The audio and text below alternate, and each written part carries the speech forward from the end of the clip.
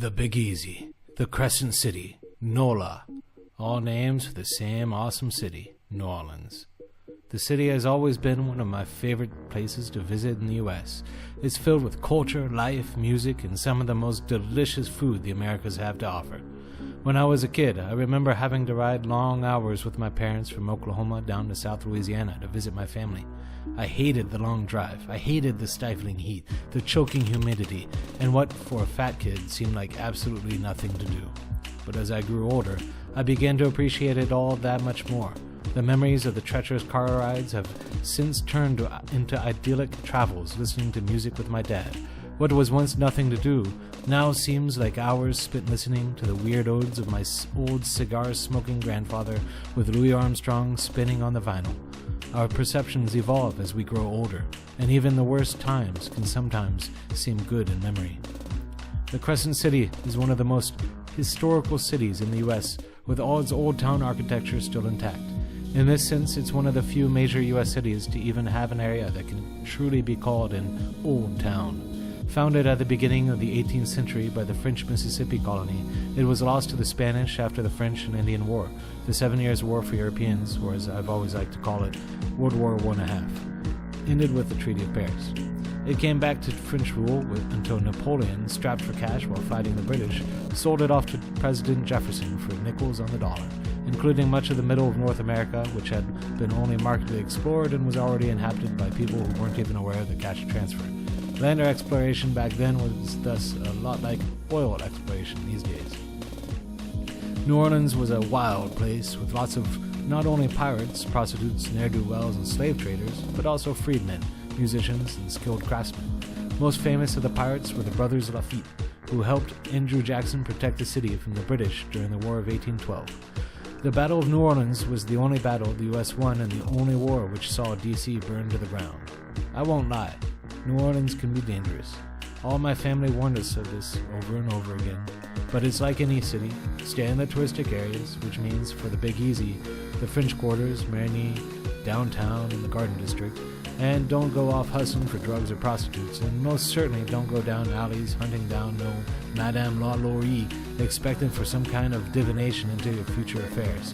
Don't do any of that, and you'll be fine. Also, that voodoo mama that tells you can sleep off the mess queen on her couch is definitely going to steal all your cash and leave you to Johnny Le Non-Bon. The French Quarters. This is the premium district of New Orleans. It's possible to never leave this area and still be completely happy with your visit. That's how I managed this last trip with my wife's and parent. I don't mind venturing the seeded turf myself, but I know my parents aren't so keen on it. Any visit starts with Jackson Square and drinks in any of the bars around. There are always painters on the street at work or selling, professional musicians on the benches jamming out on their own time, and tarot card readers ready to make some stuff up for them on their magic cards.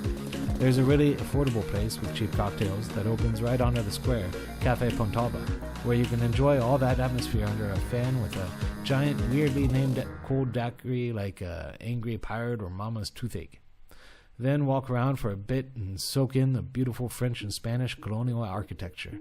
Supposedly, Paris looked more like the French Quarters does until Napoleon III knocked down most of the neighborhoods in favor of larger boulevards, supposedly because it's harder to block a boulevard with a protest and furniture blockade a la Les Miserables.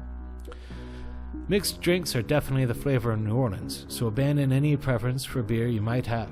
There are some microbreweries starting up around South Louisiana, but in general they all just taste like watered-down versions of what they're supposed to be. So if you've got time and you don't believe me, you can check them out for yourself while listening to some live jazz music. Though where in New Orleans can you not see live music? At the Crescent City Brewhouse.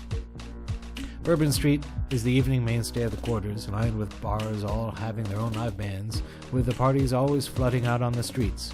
Women often run around collecting bead necklaces by showing their boobs.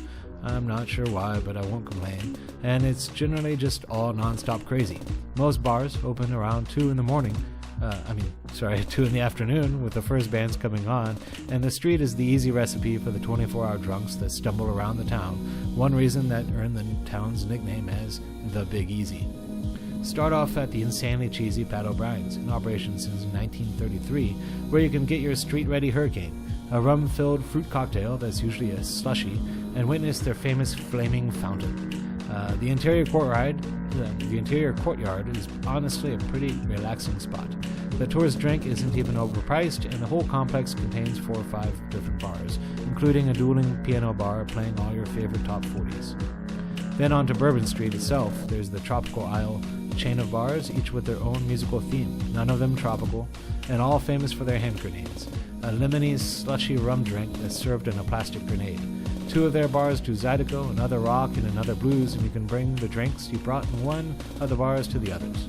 Out of their bars, I found the Funky Pirate Blues Club to both have a top-notch musical lineup and a great bartender with full knowledge of Sazeracs, a New Orleans rye cocktail mixed with bitters and absinthe. Another club of note that we hit was B.B. King's Blues Club, where they serve a solid cocktail list and have nightly live music, though their blues tends to be on the pop side of a major scale, as one might tell from the owner's name. It's near the French Market, so a little less touristic, but pop and then moi.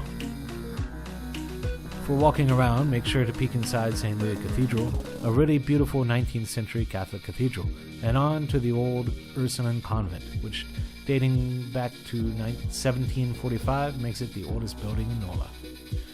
What to eat? The quarters, like most of the city, smells of fish. Fresh fish, blackened fish, fried fish, smoked fish, rotten fish. This is a reality that will always exist in New Orleans. When you're there, you know you're in a place of seafood. The food is outright. The quarters, though, might not have the best food available in New Orleans, as a lot of the spice and seasoning that Cajun Creole food are famous for have been toned down for tourists. But there are spots that are still pretty rockin'. I really enjoyed the po' boys and gumbo at Napoleon House, 1940s hole known for its gin Pim's Cup mix, on Charton, St. Louis. A po' boy is a type of sandwich on a baguette, usually stuffed with some seafood component, like shrimp, crawfish, or gator.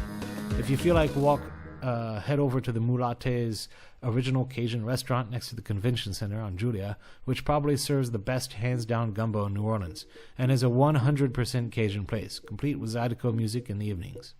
For breakfast, the choice is clear. You've got to hit up Café du Mans for an order of beignets, or French donuts served with lots of powdered sugar and no holes. It's an outdoor cafe, is always packed, there's always a street band belting out Louis Armstrong songs, and they only serve beignets and coffee, so don't be picky. Another breakfast I thoroughly enjoyed, a crawfish eggs benedict, was dished out at the Royal House in St. Louis and Royale. But really, it's not hard to find good food in New Orleans, just go anywhere. Where to Souvenir? New Orleans is full of really fun souvenirs, by which I mean voodoo dolls and saints gear. If you want to find the cheapest and widest selection of souvenirs all in one spot, then head to the French Market. It's an outdoor market along the riverside with nearly 100 vendors selling crafts, home-printed shirts, and Chinese-made goodies alike. Its great location means you can hit it right after eating some beignets and then enjoy a hurricane while listening to some great outdoor blues or jazz music at another outdoor patio cafe right next door. Where to stay? I've been to NOLA half a dozen times at least, and I must say my continual favorite place to stay is Le Richelieu. This is mainly for their insanely awesome customer service. They once screwed up our order and sent me and 2 friends to the penthouse suite, complete with a private sauna. Never mind that New Orleans is a sauna, a dirty, smelly public sauna, but it was sweet nevertheless. Last we stayed was Hotel Provincial, which is an old hospital and possibly haunted spot. Definitely gives Le Richelieu a run for its money. In seriousness though, it's got a pretty relaxing pool and great staff as well.